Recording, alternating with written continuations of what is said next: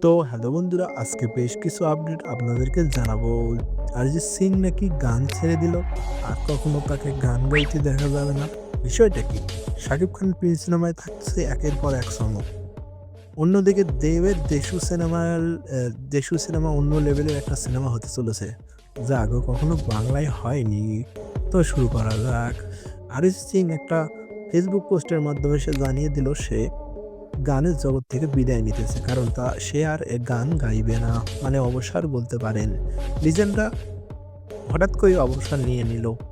সে একটা গানের জগতে সে একজন রাজা ছিল, মহারাজা। কিন্তু অবশেষে সে অবসর নিয়ে নিল গান থেকে।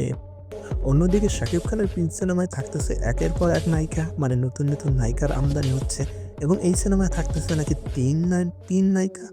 ওরে ভাই! এবং গ্যাংস্টার মাফিয়া ধরনের একটা সিনেমা হতে চলেছে, একটা প্রিন্স সিনেমা।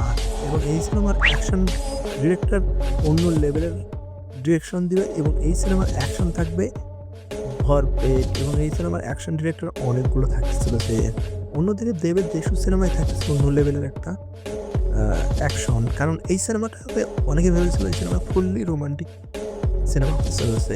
কিন্তু না ভাই, দেশীয় সিনেমা থাকতেছে অ্যাকশন। অন্য লেভেলের অ্যাকশন থাকবে, গান থাকবে এবং নাচ থাকবে এবং এই সিনেমাতে গান গাইতে চলেছে জিৎ গাঙ্গুলী এবং জিৎ গাঙ্গুলীর মিউজিক আমরা দেখতে পাবো।